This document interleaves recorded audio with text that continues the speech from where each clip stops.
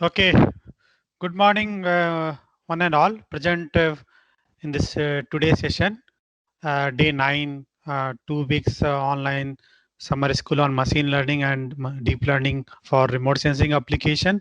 So, as the today my talk on the hands-on 2D CNN model for scene classification from the remote sensing images.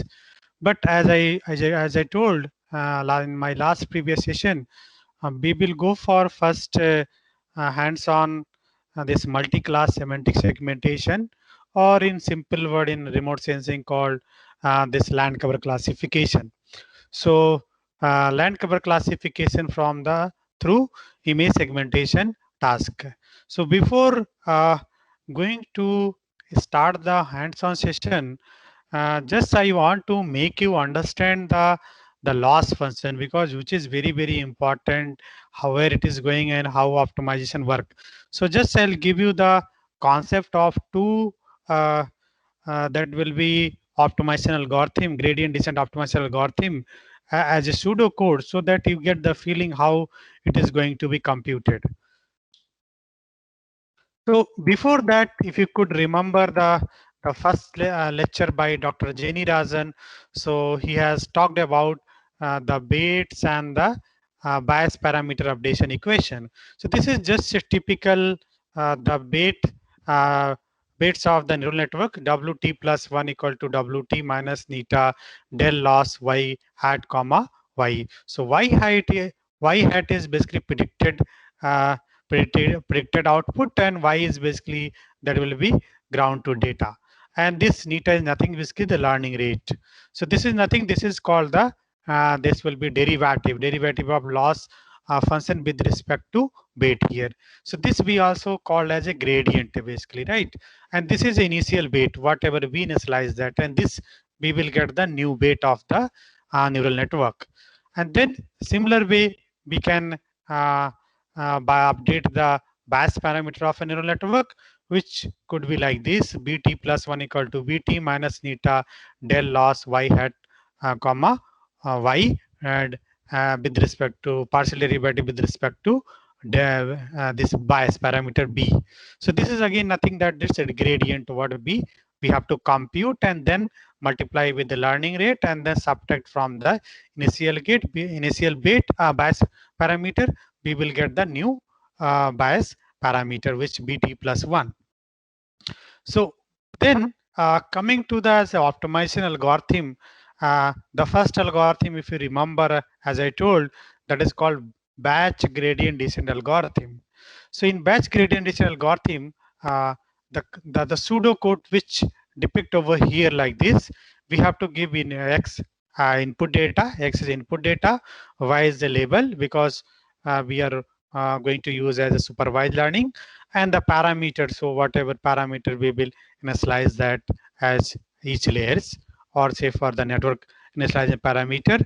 And then this is a key the I mean the I mean this loop, or the key of the pseudocode of exact basically the batch gradient descent algorithm. So what we'll do, we require one loop, so one for I in the range of 0 to number of iteration, in the sense that this is I is basically that will be the uh, that going to be the epoch, or you can say that, right? So the algorithm or the model, how many epoch we want to run, or how many iteration we want to that execute the model. So for example, whether this 10 epoch, 20 epoch, 30 epoch, or say 100, 200, depending on the application of the problem and the data and what your task you are doing that. And then, as I mentioned in my previous lecture also, so there are steps like forward propagation. So for forward propagation, we will computing the y hat. So for that, you can write the simple code for the forward propagation, which will be on the network parameter and the input vector x here. Then next step as compute the cost value. Cost nothing, that is the loss function value. So loss or the cost value to compute into compute underscore cost. This is a Python file function name.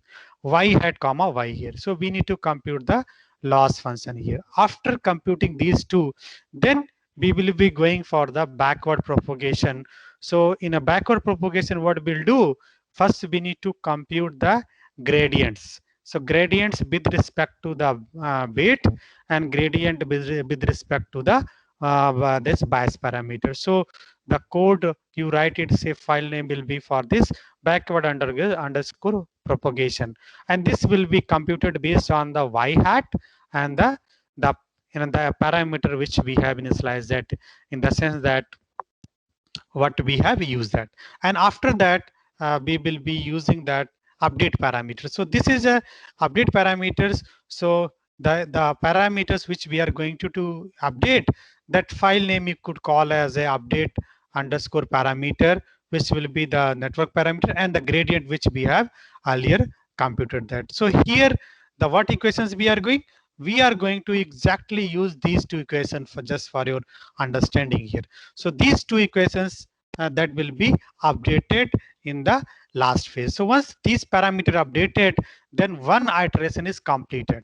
And one more things here, as once we are updating, computing the here cost value, so you have to give in the form of a vector basically. So whole data, the in case what happened, we are giving the whole data in the form of vector, and then the ground truth also will be in the form of vector. So easily we can compute that. It's a very easy task. So this is what the batch gradient descent algorithm works. I hope you understand, got the crystal clear idea about this.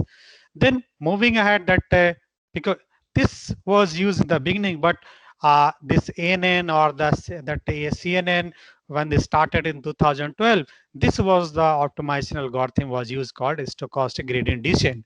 So in stochastic gradient, what we'll do, uh, we will be x as input data, y level parameter. This is the same here.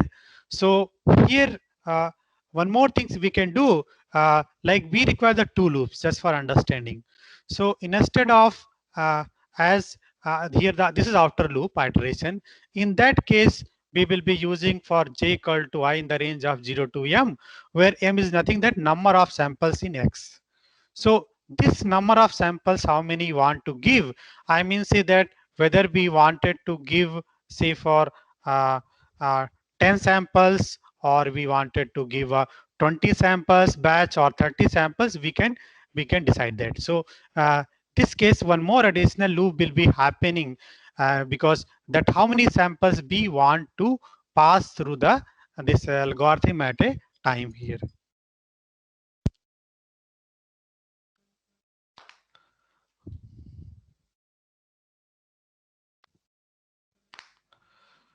And then we will computing that first this is for first sample, right? Say example 10 sample we want to pass. So for the 10 samples, we are just going to compute that that will be y hat, and then cost value, and then backward propagation, and then the gradient will compute it, and then update the parameter. Then again it is going to be this loop, inside loop first will complete that, so that all the samples need to be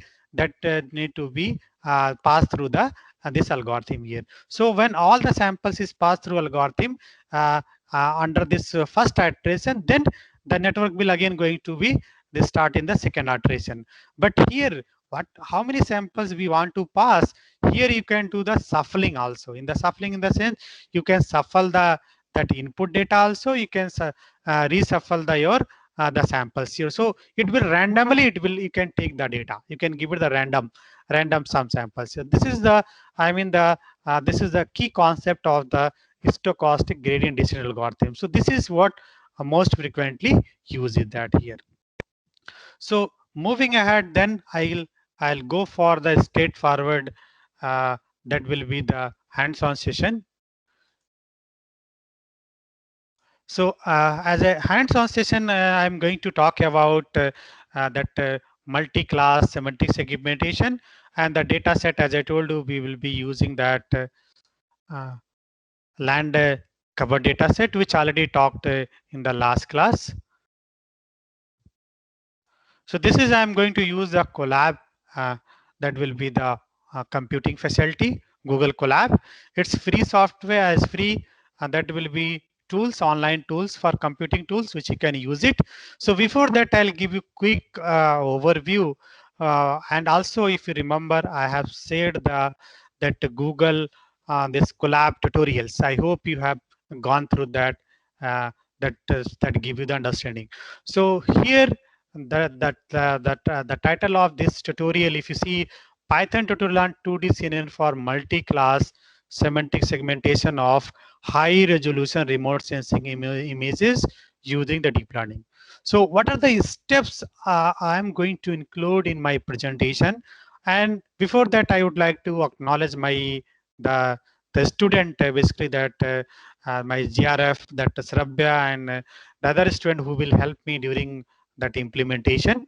But that base code was implemented, I mean, this done by this JRF, and later on I modified according my understanding, my way of presentation.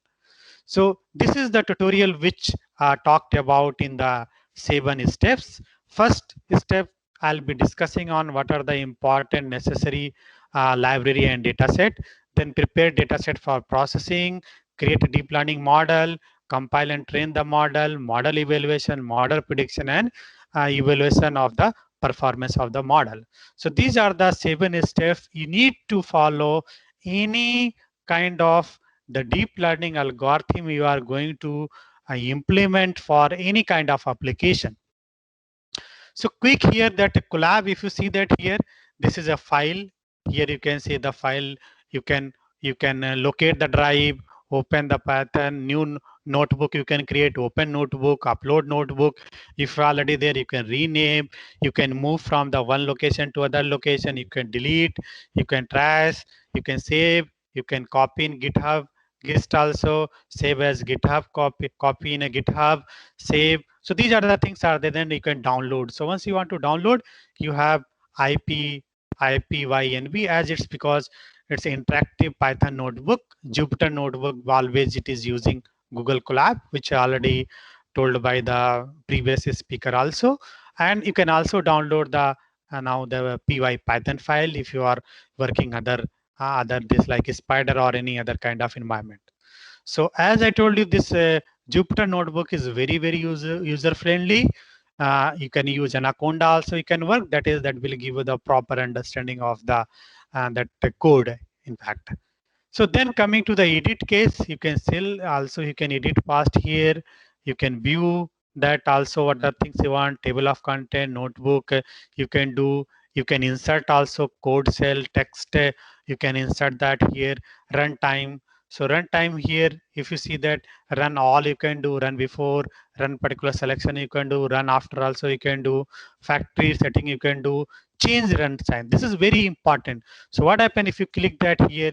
You need to set the setting of the GPU hardware accelerator, which the Google providing, that will be 13 GB. You will get the 13 GB GPU for executing the program, this file, and you will run only non-stop. You can run up to 12 hours. After that, it will interrupted. Then you have to restart your compiling the program here. So here you can save that GPU, have save it.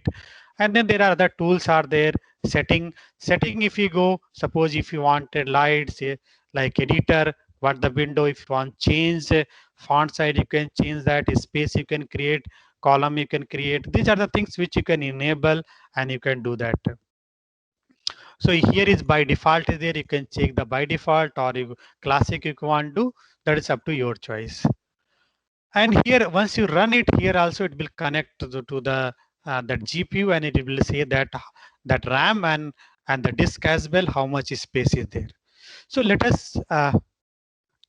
And one more thing I'll just give you. This is what the first and most important task is, just importing the basic library. For example, this is what we are going to do. This tutorial is implemented on this TensorFlow Keras, in the sense that backend is running the TensorFlow 2.15 TensorFlow, and the front end we are using the Keras. So you can just import that. These are the basic things.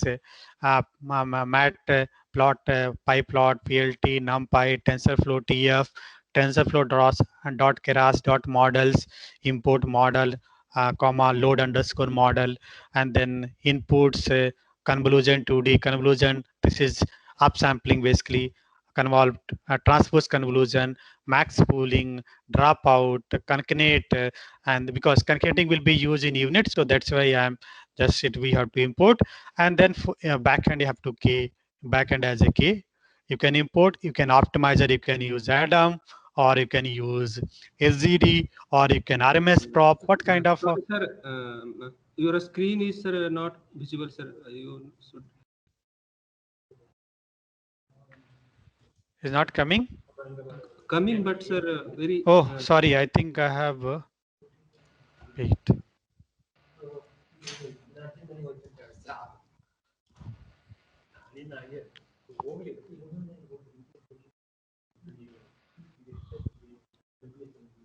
Now is coming? Coming, sir. Sir, you, text Notebook. is, notebook is coming, sir, but not visible. Increase the font size, sir.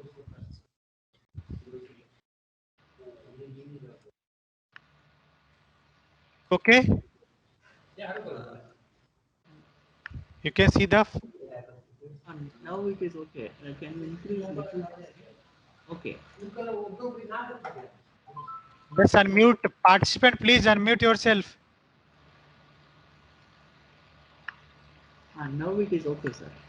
Okay, right. Yes. So this is just we want to import that the basic library which I told that this pretty simple task, and then this is one of the most important tasks we want to. I mean this is Google Colab. So how we are going to that sync or synchronize this Google Colab with your Drive? Why this is needed? Because the data which you are going to import from your Google Drive, so this is for that case you can this part is very essential. So you have to google.colab import drive. So we want to import drive in this Colab particularly, and then drive.mount we have to just run it here. So how it works, let me just demonstrate this step.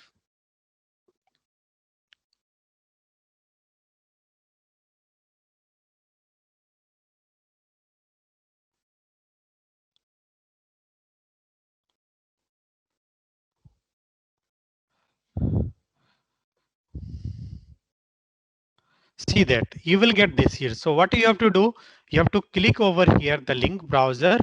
See, he's saying go to this URL in browser. You have to go there and make sure that where the data, which drive of the account the data is there. If it is on, say for my case, my NITK email ID, I have to select. Your case may be Gmail, you have to select, then sign in, make sure that it should be signed, and then this the code you have to copy and go to here, just paste and enter. Very simple. So and then it will mount it. Once it is completed, see mounted content drive. Now you want to see that in drive where is there. So here this is what drive. Left side if you say file, go to file here. So this is my drive. Click here. So my drive, just click this side here. So many things are there in my drive, but what I have to do, I have to locate, go to here, this FDP lab. So if you click here, you will get the what are the subfolders are there. You can locate that. So there are so many subfolder.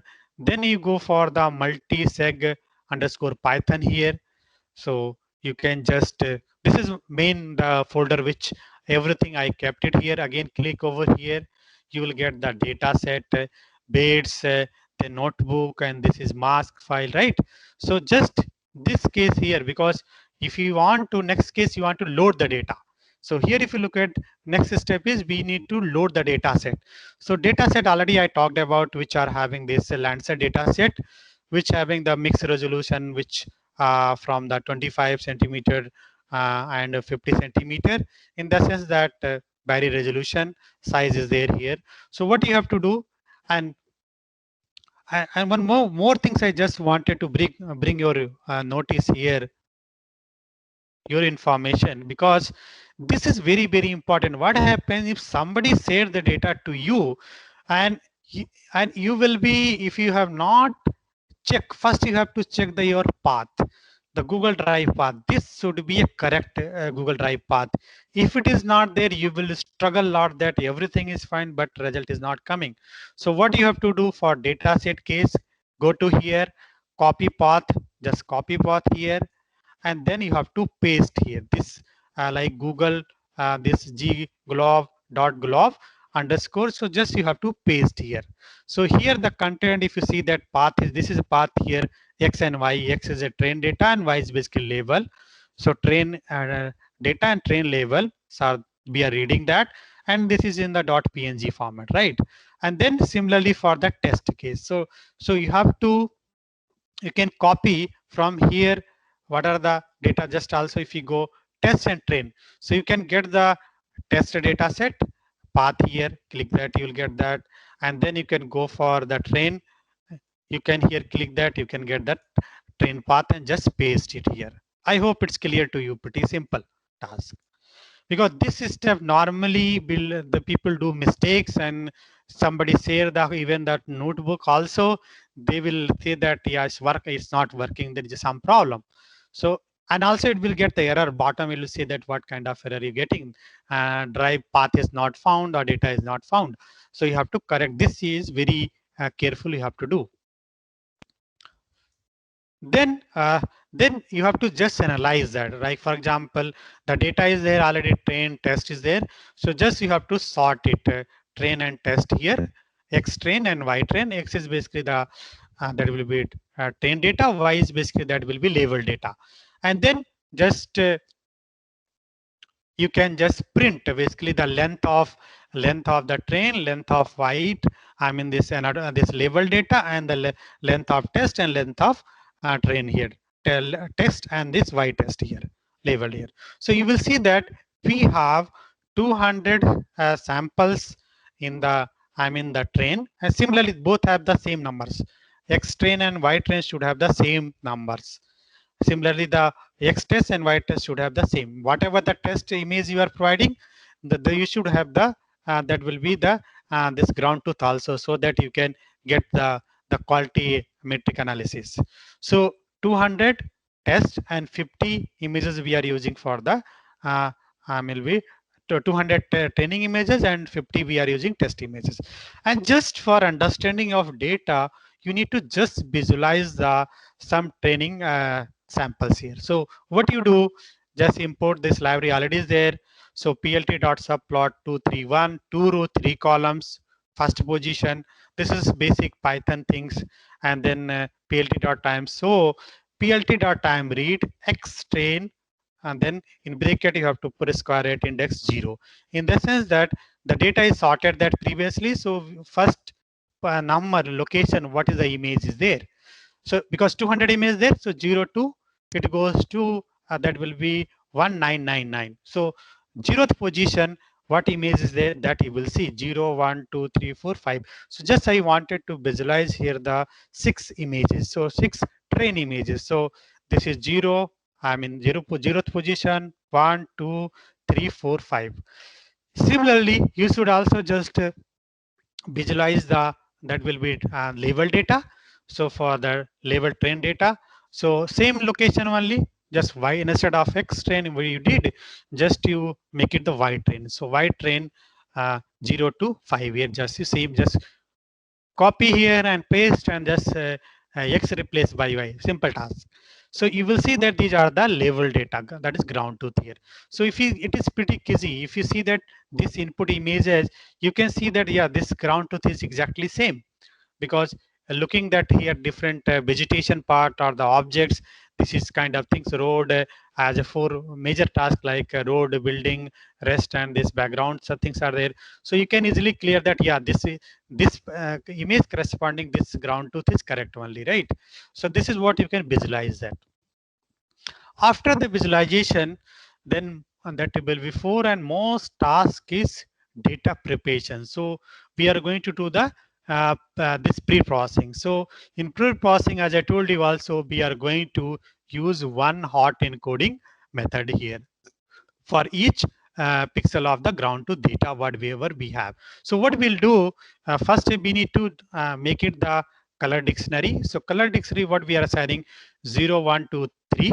So 0 case we have to do for black, and 1 is blue, and that blue for the rest, 3 is for the building, and 2 is for building, and 3 for the woodlands here, right? And then this is steps what we are writing, that basically define the code, pre-processing code for that RGB to 1 hot encoding, because this is our that RGB image, the ground truth. So this RGB we need to convert into 1 hot encoding form. So for that case, we have to write the simple code. Pretty simple. Just you write the number of class here, 2 variable. This is RGB array. This is color dictionary, which we define already. And then number of classes, length of the color dictionary, shape you have to define with the RGB.shape into 2 plus number of classes. Then array you have to initialize with the 0, and then mask you have to initialize 0 with the size of 512 cross 512. And then as I told you in the class, what we have to do, we need to create a target by 1 hot encoding the class label, which I mean, say for creating basically that output channel for each possible classes here. So if you see that the which I demonstrated in the class, like say for this, that will be background, purse, and then that will be the side wall, the building, etc. So each cases there were having the channels, right? And there what we did, if you remember that, that will be we are assigning the value 1 and rest will be 0, right? Similarly for the purse case, wherever is purse in the image, that was 1, rest value is 0, right? Like that is what the we have visualized, we have created the channels for the, there will be the 5 labels, right? Similarly here there are 4 classes, so we need to create here the 4 channels, 4 output channels we need to create it. That for that case, pretty simple task. I in the CLC as a variable that emulate the classes. So we are searching in this case for all the, I mean the creating the output channel by writing this simple codes. Pretty simple. If you have the idea about the basic Python, you can understand. And after creating the each the output channels, there are 4 output channel, then we need to map into single channel by using the the concept called argmax for each depth wise pixel vector. This is this simple code here, right? So what we are doing, that I equal to in the range 0 to AR dot shape, and then going to be 0. This is for row, and then column wise, and then mask ij equal to, because mask we have initialized input here 512 cross 512. So np dot rmax and then a rriz, which is nothing that what we got it here array previously. So we will compute basically the, that will be the mask here, and then this is what the simple code converting 1 hot. Then after that, this is what we are getting the data. So x directory, y directory here. So number of samples, length x directory, x and y, and this is what we that for I in the range of number of samples, x append. This is just list we created empty. So plt dot time read x directory, that is input images, and then I mean training I'm talking about, and this is y append dot rgb dot 1 hot encoding, which we have written this particular code, and this code we are supplying the, that will be y directory, which basically contains the, consist of basically that will be the RGB, the ground truth, those which nothing basically this part here, right? And then that we will be this y directory, and then what we are doing, multiplying this here to 255, because if you look at that, what we are making 0 to here and then the 255, in the sense that the channel what we are getting, that will be having the value wherever each classes case we will, instead of 1 we are going to be 255. So the value will be either 0 intensity value or will be 255, that for the here particular class here. And then if you just xtrain, then you have to get the data. This is the code was written, and then get x data, xtrain, ytrain. So we'll get the this is the data here, and then you can get the also that will be get test data, X test and Y test corresponding we will get, because this is for written generalized case. So we will get the test data as well for the training data both here, right?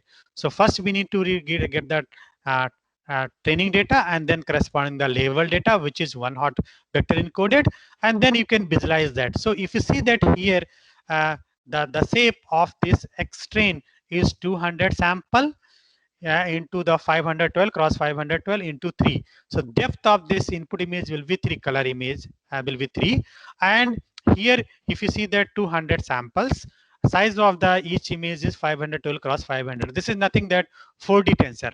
And this for the Y train case also 200 into 512 cross 512 into 1, because this is one hot encoding. So this is input train 3, but one hot encoding will be having depth is 1 only.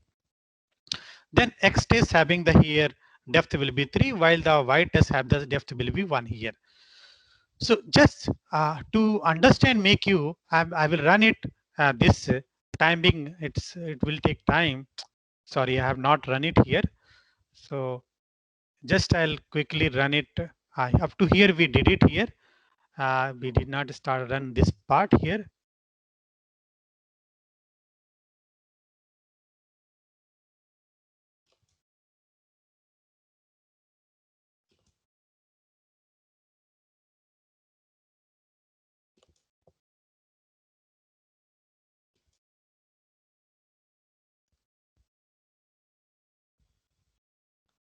You have to go sequentially, step by step you have to run, and then you will able to see that. You able to visualize that. And this process actually takes time. If you run it here, first we need to run this part, the code, and then it will be able to see that this will work. Otherwise it won't work. See, actually what happened, this pre-processing taking bit time. Why it is taking time? I'll tell you reason. Because this code is not very efficient code, because here this part is basically there are 2 for loops. So 2 for loops, if you are using for this 512 cross 512, it is basically that time taking process. So what you can do, this code further can be optimized by using this list of comprehension. The concept list of comprehension, if I have already shared the tutorial, which the matrix sections I have written the code using the list of comprehension. Same concept you can apply here, so that the time will be the code become fast. So then it may take less time. Let us, it will carry on here, and it will be training fine here. And then after that, I just wanted to one hot encoding visualization. So what we did, we have just saved the image which are having mask 9453 in my drive already there, and just we want to visualize. This is not actually complete the ground truth. This is just we want to visualize that just ROI, region of interest of the ground truth, which is nothing. Basically we have crop region called 36 into 36. That region just for portion of the input we want to visualize. This is a portion of the ground truth, and here corresponding then we can just pre-process, get the RGB one hot encoding with the input 255, and then we process here the data, print here. So this is our one hot encoded vector, if you see that. So depth of this will be basically 1, size will be here this case 36 cross 36. So if you read clearly what you can do, the numbers in this case are I mean 0, 1, 2, 3 here, because there are 4 class. As I told you, 0 is for the black, and then just go back here. 1 is for the 0 is for black, 1 is for the that will be rest, 2 is for the building, and 3 for the woodland. So if you look at this portion image, what you can understand that this is 3 regions, 3, 0, and this is here 1, this is 2, and this is 1, like that here, right? So you can see that, right, blue parts in here. So looking the ground truth, you can understand that clearly the things are working very fine here, right? Red part is here, this is blue part, you can see that here, this is your black region, and this portion, so you can see this is here. So this is basically the array of 36, 36. Just for making you understand that, because if if you want to visualize the 512 cross 512, it become complex. So just we cropped it image, and just for your understanding, just wanted to visualize that. And after that, you can also print. This is just visualization. If you but using the print this concept, you can print that particular one row that because 200 samples at this one particular location, how many the samples are there, you can visualize by printing operation y train, and then you get the train column 1 to shape, and then this will be for training, and then for the labeled for the test also, you can just visualize that. I hope the previous is still going on. Let's go ahead, no issue. Then next task is creating the deep neural network architecture, which is nothing the unit we want. So if you want to, I just wanted to tell you that you have to code yourself by scratch. So for this case, I would advise that you just look at, just see that could keep the side by side the network unit or network here, and then try to code it, try to write the code for that. So that encoder module, then the decoder module, just keep it side. And before that, we have to give the input data to the network, this model. So image width, you have to initialize, image height, and image that channel, which is nothing, that will be depth. This is the input training input data. So this is size we have to, height and width we have to define, the number of the channel, nothing, the depth of the input image, and then inputs equal to input, which I imported from the library, that is image underscore height, comma width, comma channels here. So this is what you have been given that here, and this input we are going to give this only the first layer as input. As you know that every network, any networks, the input is given to the first convolution layers, that part. So this input you need to apply the that will be the first layer. So how it works? So first case here, if you see that here C1 convolution layer 1, I mean the first. So there are, if you look at unit, there are the two convolution happening simultaneously, 64 by 64. If you look at the original case, but this is not, we are using exactly original, we have little bit modified it, right? So we are using 16 filter, convolution filter. Size of the convolution filter is you are using 3 cross 3, or the, you can say, kernel. And the activation function, what we are using, the ReLU activation function. And then we are using the initialization parameter like weights and weight and the bias, that is called kernel initializer, called the normal. This is most this commonly used the network initialization parameter. And then padding is same. So we are using the padding same, so that what happen after the convolution operation, the feature map of the convolve image should be exactly same as that will be the input image. So we are using the padding same here, and this is what input you have to give sequentially. So this input given here, right? I hope these things are clear. Then this is this output. Now we have to give the, that will be output of the first layer will be given as an input for the next convolution layer. So next convolution, again we are writing C1 only. C is stand for convolution. So convolution, same filter we are using, 16 convolution filter. The kernel size, same ReLU function, kernel, this initializer here, padding is same. And here the input will be what? This C1 is given as an input to the next layer, right?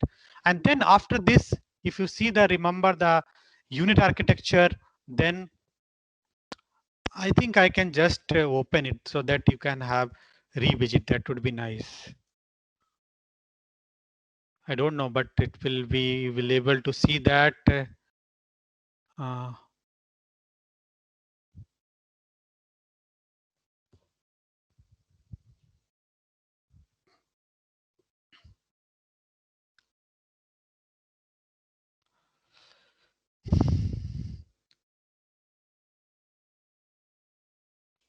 Can you see that?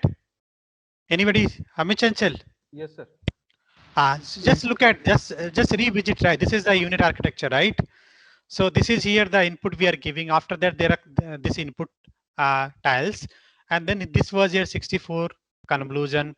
This is a filter use, then 2 times use it, and then max pooling, and then again there are 2 that will be the convolution layers are there, and then max pooling, like that this is happening, right?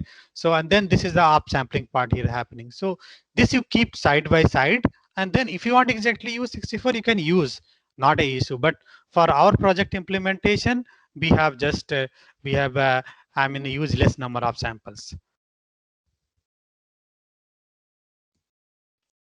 Now can you see that here notebook?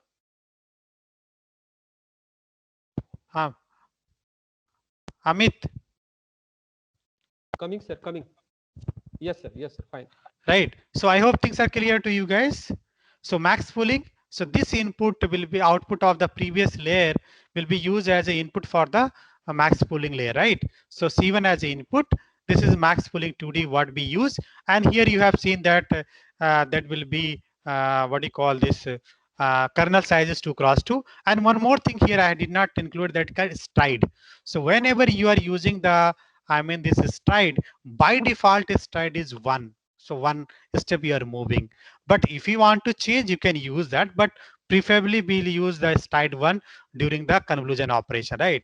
And here as this case, here also you can use that will be stride 2 you can use for this, right? And then this is the first step, right? And then after max pooling again, and now this will continue. This process will continue. For example, this process you have to continue. But here we are 32 number of filters we are using. Kernel size remains same. Rest of the things are same. And then next convolution layer again 32 convolution filter. Rest will be same. Max pooling will be remain same. And then this will be next layer that will be 64 convolution filter using. Rest parameter setting are same here. Then 128.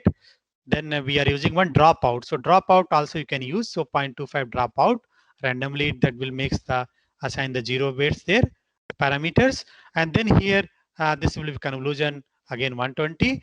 Then max pooling, and then here the 256 layer we are using, and then dropout, and then convolution 2D again using 256. And after that we are going to for the upsampling side. That will be decoder side. You can see that, right? So decoder side we will be using that. It is transformer convolution, nothing that is inverse of the that will be convolution operation. There is a set of already maybe discussed somewhere, right?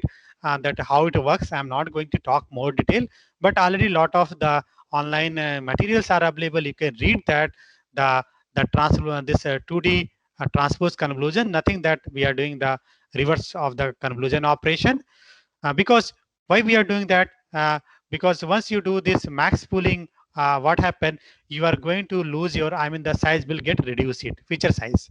That feature map size will reduce. So we wanted to predict the original feature map, same I mean input size. So for that we have to go for the that will be transpose convolution. So transpose convolution here doing, and then first transpose convolution we have to do it with the 128 that convolution filters we are using, that 2x2 we are using, and then stride is going to be used here 2x2, and padding is here basically the same, and this will be like previous C5 used as a input here.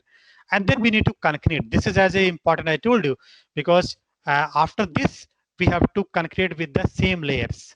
So what we are going to do, that that will be the C4 that is after this convolution operation we have to do the concretization. So U6 basically output of this with the C4, the convolutions output in the encoder side we have to just concatenate it. We have to fuse it. Why we have to fuse? I told you we wanted to extract the that will be this time information like that we wanted to extract that right now. Localization information. So localization information we want to that will be extract, which as I told you that the gray arrow which will give the that give more, that will be the information that.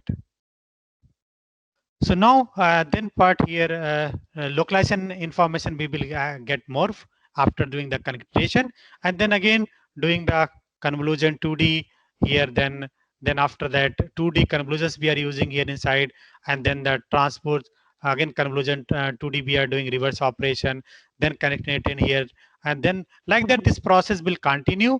And then final case, if you see that the last output of the network will be convolve 2D we are using there, and that will be basically that 4 nodes we are using, because there are 4 classes we want to predict that 1 cross 1 convolution we are using, and activation function will be softmax. So basically this unit is a fully convolution neural network. This is a fully, because we are not using any kind of the that will be the NN part or the fully dense network we are not using. So this is one good thing about the unit architecture. So once let us check that whether that part is run. Yes, now this the value has come. You can see that took some time here. Now just we need to uh, run this model. What model we have created it. So model now, after that we got the here model summary. But as engineer, you should understand that it should not be like black box for you. If the parameter is coming, say for this, there are 2 parameters. If you see that the parameters called the trainable parameters, trainable parameters will be always at the convolution layers. So each convolution layers you will see there are trainable parameter displaying 448 2320, and then connected to what the values that also showing. So what important for you as a engineer, you should also know how these parameters are computed. Say for example, if I ask how the model is computing 448, that is called the parameters. So I'll give a very good concept here to you need to compute with the pen and paper. So I hope you are having this calculator. Just go to your calculator. Please open your calculator. Mobile phone calculator is there. Just open it. So trainable parameter, how we can compute at a specific layer, you can compute like this. So trainable parameter at a convolution layers, specific convolution layers equals to the parameter due to the weights plus the parameter due to the bias. So two things. Sum of parameter due to the weights of the network at the particular layers, and the parameter due to the bias at that particular convolution layers where the bias was Q's. So how we are going to compute? Simple formula is there. The parameter due to the weights is the kernel size, which is you write it f cross x, f cross f, into that how many filter we are using, into the depth of the input data, the depth of the input data. This is the trainable parameter due to weights at a specific convolution layer. Plus, what will be the parameter due to the bias? Parameter due to the bias will be exactly how many convolution layers we are using. See, for this example here, if you see at this convolution layers, we are using 16 convolution filter, in the sense that we are using 16 bias parameter. Is that clear, everybody? So now compute the value. So kernel size what we are using. So if you are, this is what I'm telling you, if you are coded from the scratch, you see that kernel size is 3 cross 3, right? So you write 3 cross 3, that will be as f cross f I told, multiply number of filter at this layer is 16, multiply depth of the input image. So depth of the input image is what? That is here just previous step, input data 3. So just do that, 3 into 3 plus multiply 16 multiply 3, you compute the value, plus add 16 because there are 16 convolution filter. I hope you can verify that 448. Guys, anyone can raise hand? Are you able to verify? This is very important. You should know whenever you are using, working on the deep learning, you should able to demonstrate your student how this parameter is computed in the module.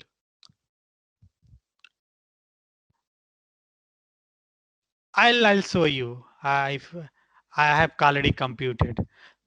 And here, if you see that total parameters coming, total trainable parameter gives 1941156, and this is trainable parameter. And yeah, there will be other parameter called the hyperparameter, which how many this that initialization, number of filter, other things are there that we are not talking about. That won't display here. Just it gives the trainable parameter. So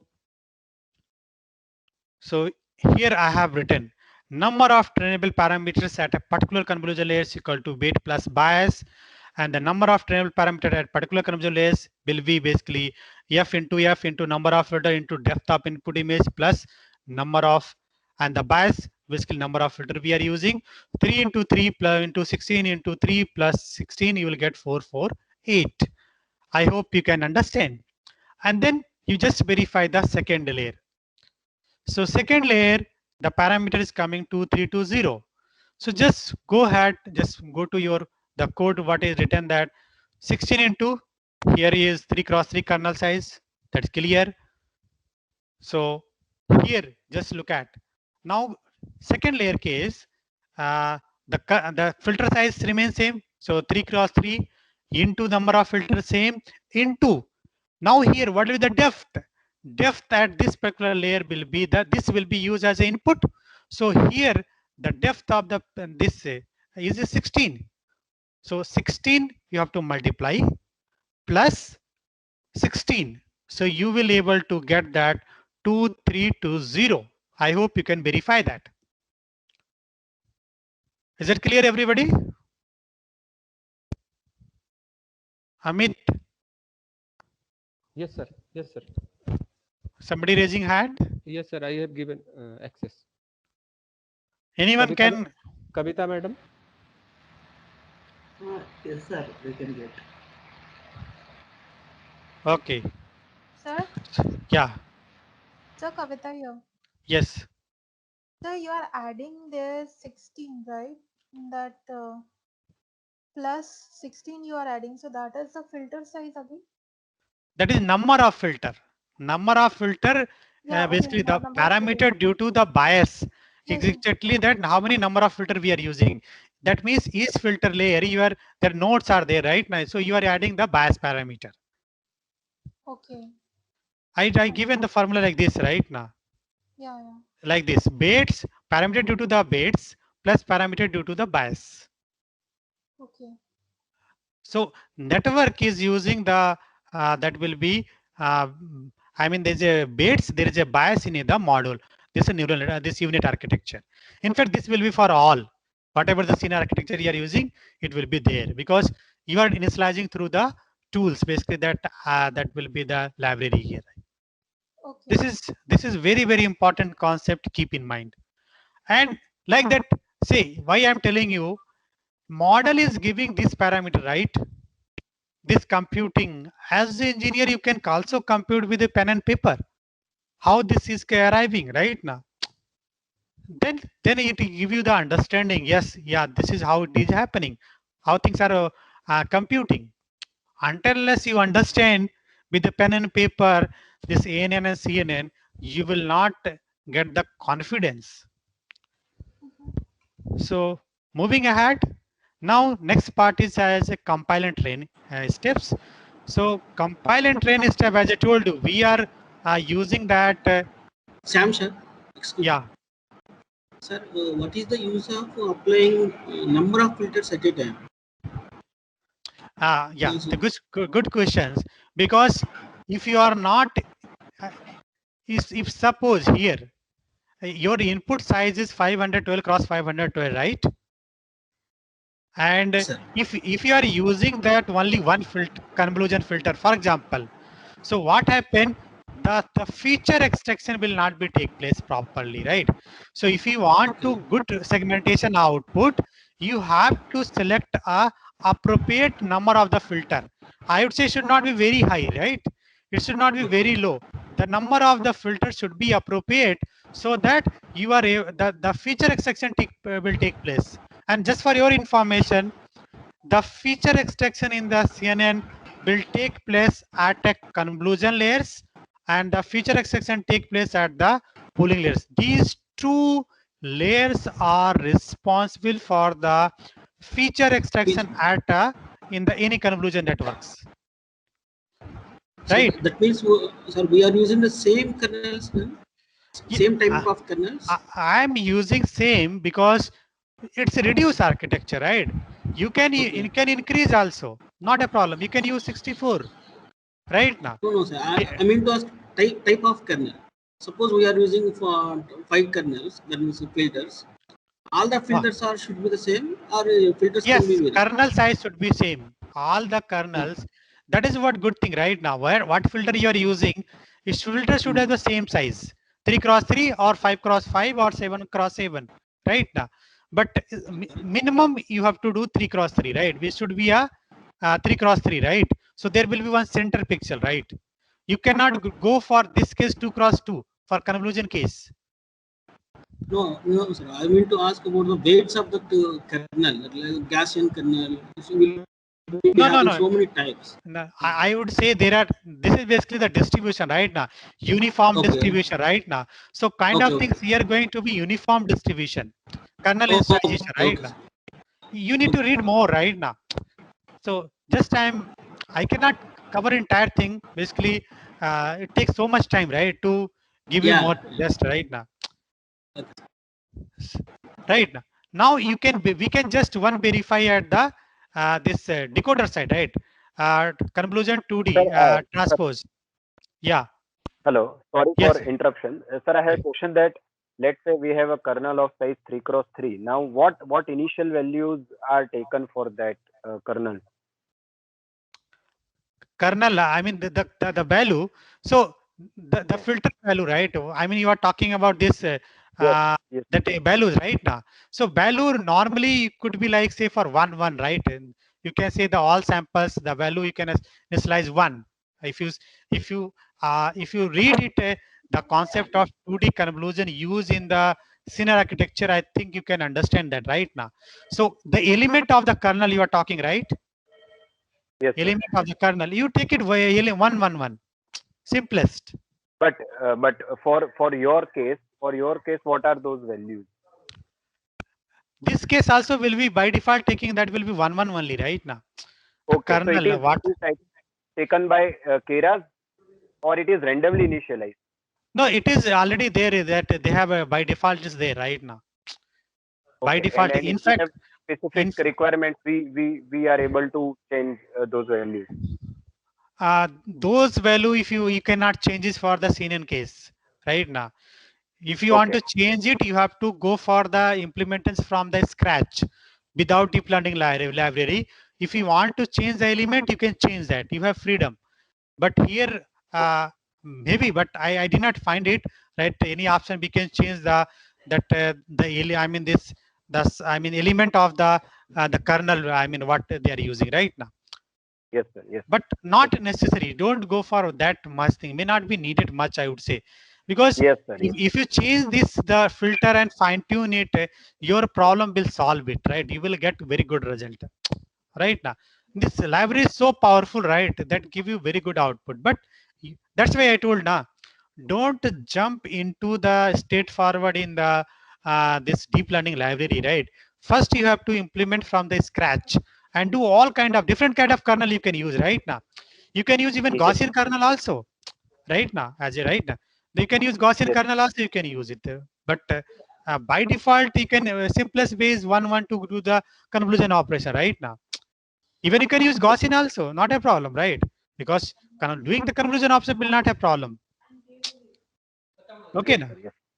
Yes, sir. So you can similarly you can verify here this decoder side how the parameters are coming. I would say here you can verify that. Please unmute this system. 1310, right? Just you can verify that. So the this case here, Amit, unmute. Yes. So this case you can also verify. So this case, the if you see that what decoder side using to 128 cross 2 cross 2, right? The decoder side, and almost wherever using transpose convolution, the kernel will be 2 cross 2. It will not be a say for 3 cross 3. Always will be here 2 cross 2 only. We want to increase the field of view, so that will be 2 cross 2. So you can also verify that how 1310 is coming. So the kernel size is 2 cross 2, multiply how many filter you are using. So you are using 128 filter into the depth is 256 plus 256. Usually you can verify that 1,30,200. You can verify that. This already I have also done it. So you can verify the first transpose convolution layers 2 cross 2 into 128 into 256 plus 256. You will get to give you 131,200, right? And then coming to the compile, as I wanted to tell you, right? So compile the model.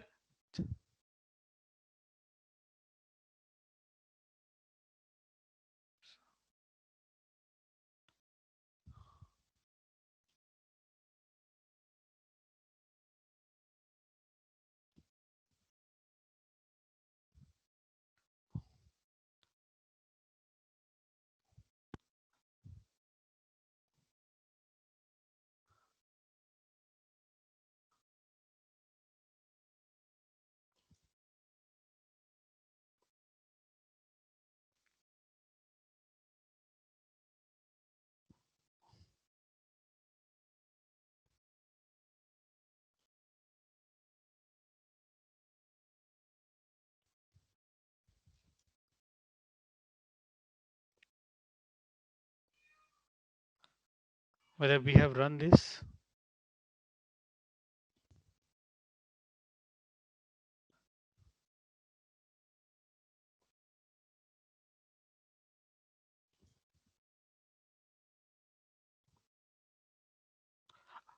Okay, I'll correct it. Just wait for a minute. One thing just wanted to ask here. This compile case, right? So compile and train case, what we are going to use. So we will be using as there are two kind of this categorical cross entropy use. One is a categorical cross entropy, and there will be a sparse categorical cross entropy. So a sparse categorical cross entropy case, we will be whenever we have as a like say for integer of the this target values, this one hot encoding we are using where we are having the classes. In that case, always you have to go for the that will be sparse characterized cross entropy, which will be having the different classes. For example, we have 0, 1, 2, 3. In that case, you have to use that. So in the sense that whenever you are going for semantic segmentation case, you should have the what do you call this always you have to use sparse categorized cross entropy.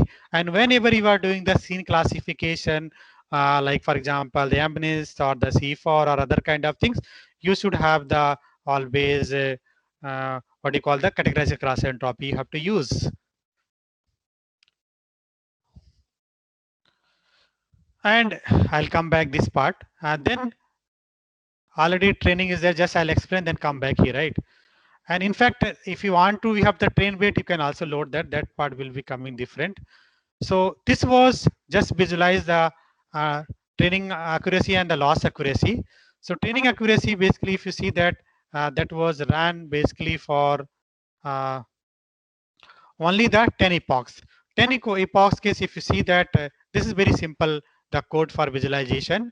So it is not very good, the accuracy is coming, but it is keep on like changing from here to there in increasing order. Some are increasing, then some are a little increasing like that here. Then you have to visualize the train loss per epoch, you have to do that. And then after that, model predictions will be happening. So basically very simple mod dot evaluate x test comma y test. So you will get that the test accuracy will be 0.8 to 1. The test loss is here, and then test accuracy will be 0.63 here, because just only wanted to make you understand how this this will work. I mean, the how we can compute the test accuracy and test loss. Then after that, we will be have the steps called model prediction. So model prediction, y predict equal to model dot predict x test. So it give you the predicted value of the model. But if we want to visualize the predicted image basically here, so what we have to do, we have to go for the reverse reverse uh, uh, reverse process of the one hot encoding. So we have to decode it. So this is simple, the process of one hot encoding to RGB. We have to do that, and then we will be able to get the output, and then we need to just uh, test the image. So test image model dot two from the predict, you can do that. This will be for your uh, the original, I mean, from the scratch. So test size you have to decide, say for 18. So you will get model dot predict. So x test I colon comma comma colon, because there was a 4 tensor here. Reshape it into 1 into 512 cross 512 into 3. So what happened? You will get the image which will be have 512 cross 512 into depth will be here 3 basically here. And then after that, you just this one more step. After this, you have to get the np.argmax test axis 3 here. And then you need to apply this one hot encoding method here, as the code previously written that reshape it 512 cos 512 visualize. So this you will get the predicted image as the label data. I mean, this will be the semantic map. You can say that right now, or the classes like 4 classes, you can see that. And this is the ground truth, and this was the original image what is given for the prediction here right now as input.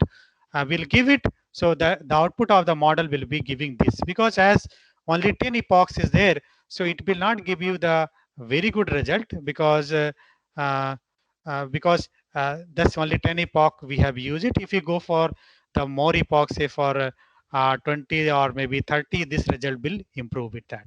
And this is a ground truth. You have to see that, then match it here. And after that, you can test some other images similar way. And then performance comparison. So once come to the performance comparison, we can measure that mean IOU, you can compute that, and then you can accuracy, you can compute that. You can calculate that here mean IO from this TensorFlow Keras library. You can import that. You can get the mean IO. You can calculate the values here. There are 4 here. You can calculate that mean IO update state y test comma y predicted argmax. This give you that the mean IO value. You can display that, and then accuracy you can calculate that. You can, this is simple formula for computing that accuracy plot computing here. Then you can use the confusion matrix. You can compute that by using sklearn matrix cm equal to confusion underscore matrix y test real values, then y underscore prediction argmax this real values here. So you will get the confusion matrix. And then after that, you can calculate the other value, Dias coefficient, all the things you can calculate that. So here, this will give you the overall accuracy, overall mean, overall Dias coefficient, and also you can see that what do you call this confusion matrix also. So this is confusion matrix of the class 4. You can see that it will work. Don't worry, the code will work. And then this class-wise case, we need to calculate each class-wise. So for that, you have to write the code parameters, all the values like kappa, coefficient, Dias, F1, IO, precision, recall, accuracy. So you need to compute the true positive, false negative, true negative, and then you need to get the value of the accuracy, and then kappa coefficient is computed here, and then the Dias value accuracy class wise is this way you have to compute it. So you can refer my paper, you understand how it is computed. Then classes define here 0, 1, 2, 3, and then confusion matrix, kappa values from the previous code, Dias coefficient, get Dias value from previous, accuracy class wise, just print that. So you'll see that class wise kappa's coefficient are 0. So for that class is giving 0, and 0.19, 0.23, 0.3 class wise IU, you can see the 4 values, Dias coefficient, and then accuracy here. So one particular class giving 0. So basically for the background case, this particular or 10 runs, you are getting 0. But over the fine tuning the num, I mean this, once you run for 100 epochs, you will get the better result. This is just a complete network pipeline what we have to follow whenever you are going to do for semantic segmentation. So I'll just quickly run all the models again, so that we'll get the result. Guys, participant, any question is there? Hello, sir. Yes. Sir, good morning. Yeah.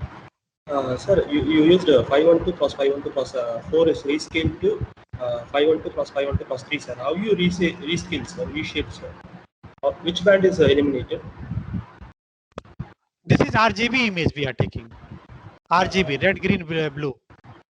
RGB. We are. This is actually aerial image, right? So we are processing only the 4-band RGB. So we are just RGB image only taking that. And if you wanted to more band, right? You can also do more band case, not a problem. You have to just Yes, change sir. the code. In this 1.2 dataset loading, it says the dimension of this image is 512 cross 512 cross 4, and these are reshaped into 512 cross 512 cross 3. So Yes, I mean, yes. Which one is eliminated? I mean, fourth dimension you need to remove, delete it. You need not to. We don't want that dimension. Okay, sir. So if I want to use multi-spectral image, so maybe 4-band in a UNet means what should I change, sir, in the code, UNet architecture code? In that case, this data right now, I would say like here, model, right? Yes. So this part you have to going to be changed right now. Here, here if you see that -1, 2, 3, right? 3 here, right? So basically having the there are the 3. I mean the depth of the input image, right? So this goes to the basically 4. Here you have to change. Like that other coding also you need to change it. I can tell you later on case right now. We have, as of now, we have tested only for the RGB images, right? So later on you can contact, I can give you for whenever we have done for other tasks for the multispectral images. I mean, where we have done more bands. For example, change direction analysis we have done for the multispectral, right? So this whole code has to be changed for the multispectral, right? Okay, now. sir. Okay, sir. You can contact me later on. Okay, sir. Thank you. Right. So this takes time. It will run it, right? All the module. So meanwhile, just I'll give you that what do you call the classification task using the remote sensing.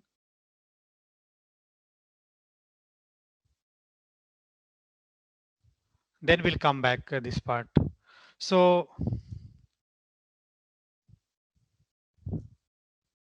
time is less. We have only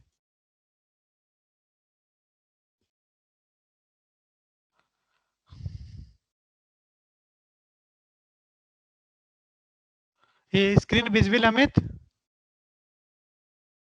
Yes, Amit? sir. Yes, sir. Visible, sir.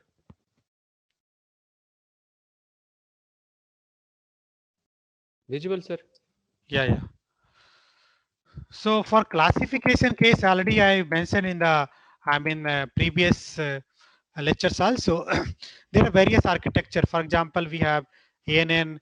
ANN also you can use. LeanNet 5 you can use. AlexNet you can use. VG16 you can use. And then GoogleNet, InceptionNet, ResNet, DeskNet. These are the architecture which can be used for the classification of the remote sensing data. This thing already we have discussed.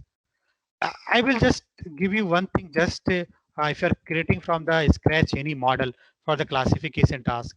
Suppose we have this inner architecture right now. So here, if you see, just understand that input layer, there are 3 nodes. So model equal to sequential. And then hidden layers, if you see, there are 4 nodes. Second hidden layers, there are again 4 nodes, and there is an output layer, right? So what you do, model dot add dense. So there are 4 hidden layer nodes. Hidden layers 1, there are 4 nodes. So just write 4. Input the input dimension which are having 3 here. So we have the input data which having 3 vector, and then just you assign the activation equal to sigmoid. Just for example, right? You just assign it, right? So this will be the first line of your code. And then next step case, you have to give the hidden layer 2. So there also 4 nodes. So model dot add. This is sequentially. And then dense 4 activation mod sigmoid. And then last node is basically here 1. So model dot add dense 1 comma activation. This is typical the CNN how you, if you want to for the classification, you can easily create, you can create your model very easily. It's very pretty simple. Because here you need not to use any convolution filter, just you have to assign that how many there's nodes are there, what is the input in the first layer, and the activation function, you can create the model. And that the weights initialization, other things that will be by default, that will be HE normalization, that will be used it and the kernel that will take it here. So there are two kind of data augmentation which are very useful. So data augmentation that improve the basically the ability of model for the more generalization, and that give you the better results, more accurate prediction and better results. Whenever you have a less amount of data, you can also go for the data augmentation. Even also if you have the data, you can also, you have sufficient data, you can also use the data augmentation. So there are two kind of the data augmentation tools are there. One is a Keras DL library, which is called image data generator.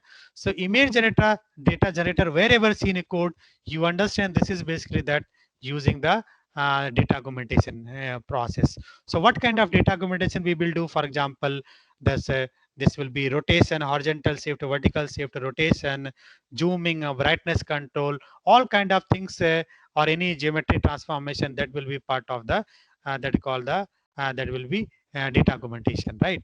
And this just only we need to set true and false, right? So you can and it's basically that already the library function is there, just you need to inbuilt function is there, so we need to just use it. So more information about this each data augmentation using image data generator, you can route this data augmentation like Keras documentation, or you can use this. So you can use only Keras library, or you can use the TensorFlow and Keras combination both. So backhand will be running the this TensorFlow, and this magazine analytics is very good. If you follow this particular link, the authors has demonstrated that each data augmentation operation, for example, this rotation, horizontal shift, vertical shift, zooming, brightness control, etc. And the changes you can visualize that. So you have to put efforts bit, and you can just understand that. Then in TensorFlow, that you can use the tensor tf.data. So tf data is basically more powerful than the image data generator, this data augmentation library. But and this is more used in the for application because it is it is more than 4 times faster than the Keras library. And there are two way you can use I mean this tf.data. You can use maybe sequential class, and then you can use a pre-processing module. This is a first process is exactly similar to the image data generator of the Keras library, Keras this library. And you can do it also using inbuilt TensorFlow operation, which have the image module called tf.image. But this second this module is basically a bit complex. I mean, you have to have experience, then you can do that, right? So based on your experience, you can use that. But I'll advise when you are if you are a beginner, you have to first use image data generator using Keras base. Then you can move to the tf.data, the data augmentation library, so that you can have. I mean, you'll not face any problem. Then as far as data set is concerned for the classification, so the first data set for classification, Eurosat use land covered classification with the Sentinel-2 data set. This data set already has been explained. I am not going to talk about this data set. There is one more data set for the classification task called cloud shadow land cover classification from in the PlanetScope sensor and the Sentinel-2 sensor that the imagery data is there. So this is data is also freely available. You can also download. This is a source from where you can download the data. So this data set basically consists of two that sensor called the Planetoscope and the Sentinel-2, which having the images in the basically chip form or the say for the patches form, which were collected over the bedrock tropics of the Australia between the 2016 and 17, and all the images contains 4-band data of red, green, blue, and the NRI band near infrared, and the ground truth sampling GSDs have a 3.12 meter. Similarly, the Sentinel images was also having the same band RGB and NIR, and also that was the resolution was resampled to 3.12 because we wanted to create a combined data set, author created combined data set, and then based on this planet and this Sentinel, the data set name as called the TPS and then TS2, basically Planetoscope. PS means Planetoscope, TS2 means Sentinel-2, and then the data set were TPS and TS2 data set were generated by splitting the imagery with the grid of 128 pixels. This is not the pixel size, and uh, into in the image scenes, and then that is finally after this the total the images which we resulted in the each data set called 4943 4943 4093 images in the both TPS and the TS2 data set respectively here, right? Now once the data set is ready there, then you can do different kind of, and then the data set you can classify basically that with the 12 labels split into 3 groups major: cloud labels, clear cloud, I mean clear, partially cloud, cloudy, hazy. There are 4 here this classes, and then shade labels are unshaded, partially shaded, and shaded, which basically indicate the level of shade caused by the cloud cover in specific scene, and the land cover labels for forests, background, water, agriculture, habitation, etc. And this data set is available from here. You can download from this author repository. GitHub is there. You can understand that, and this is also given more about the that planar data set, how to understand. You can go through that, and this was a paper published in 2019 for the this particular task. So you can use any kind of the model, like say for for the classification, both previous 2 data set, LINET 5, which are having 2 convolution layers, AlexNet 2000, which are having 5 convolution layers, VG16 16 layer, GoogleNet 22 layers, ResNet you have the 50 layers or 101 also create layers, and then DesNet 101 layers, like that, inception result, etc. That I'm not going to talk other things. This was the LINET paper. This was already talked by Dr. Deepu. This is simplified. You can implement from the for the classification task. So what happened here? This was using the softmax layer preview, and this ReLU activation function you can use, max pooling and you can use, and then even this here that was used in that time simplified average pooling also here. This is the summary of the LINET 5 already talked, LexNet. This is the model you can understand then. And this selection was having 60 million parameter.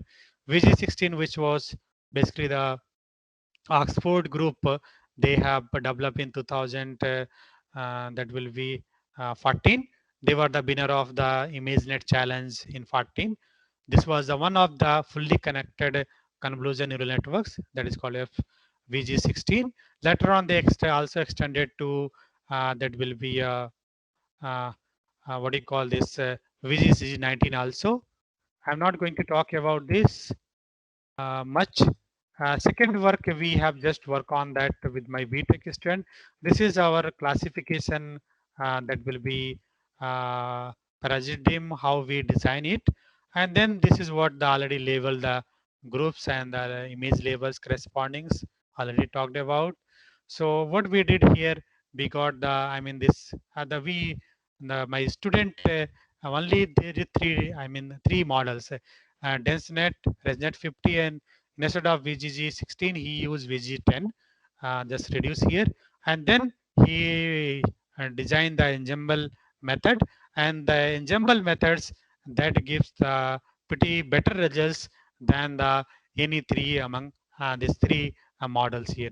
So this is not as a research, just as a class project they did, and they have just demonstrated the work. So this work could be extended also. We have planned to extend for the bigger level.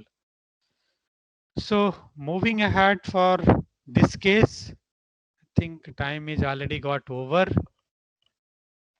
Don't know. Amit. Yes, sir. Anyway, for that task already, that demonstration has been given by what do you call this, Dr. Biplav student. But what I'll do, I will share you, this tutorial which I prepared it with my student. So that tutorials you can just go through that. Just 2 minute, 5 minute, I'll just take it and then I'll just explain that.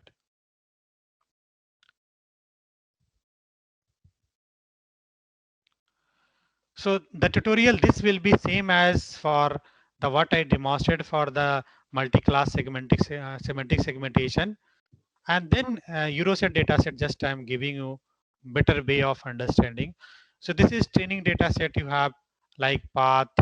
So one way of doing that is you can go. One way you can go to, you can just use that, this data, what do you call, data augmentation, right? Image generated library you can use, you can do that.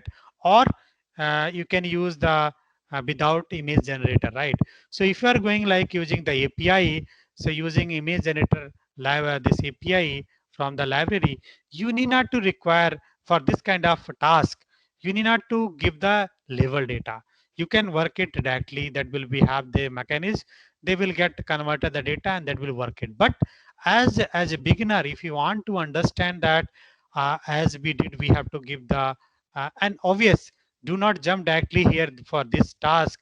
You have to go for the first uh, implement for the MNIST dataset classification. Then you can go for the CFAR 10 dataset. That will be similar task. You just images you work. Then the CFAR 10 datasets once finish it, and then you have to move for the remote sensing application, right? I won't advise you just use jump for the remote sensing application. Just unless you have implemented 10 model from the scratch, and say for 5 model you have to, this maybe 5 you have to do for the this ANN model, ANN from the scratch, and then ANN with the library. Then you have to move for that using the deep learning, and then you can do that. So this was this coded by my UG student Labhya and Amit Chanchal, both worked on this. They have done it. So this is pretty easy as to make you understand that we cannot give just like data, because as you have seen that whenever we want to train model, one way we have to give the train labeled where the data is not in the label form, where we have only images. So what you have to do, we have to generate the train label, test label, validation label. So we can generate from the given data whatever we have. For that case, you have to write the code. For that, you have to write you should have the best proper understanding. So this talk about the steps for the code written, and then you will get that all the classes for the 10 classes data, and then you can get the each data having the each the data having the image, each class, basically the annual crop, forest, vegetation, highway, etc., having the 100 images we have taken. So there are 10 classes. So train test, basically if you see that having the 1000 images, and each image which are you there in the data having the 64 cross 64 into size of 3. And then similarly label. So label having basically that 10,000, one hot vector encoding we have to generate it that part.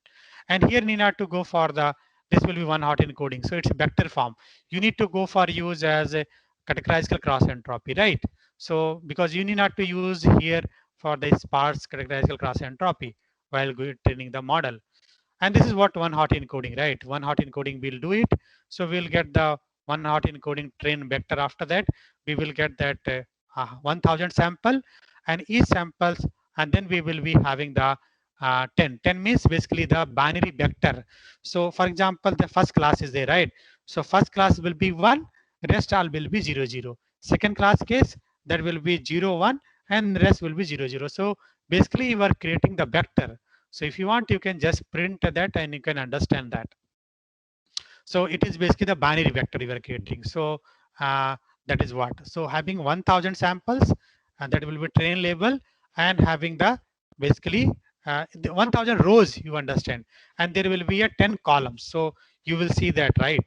So particular class having the value 1 in a binary vector form. Then creating model, here is there that ResNet used from the API application, but I will not advise you straightforward. You have to go for this.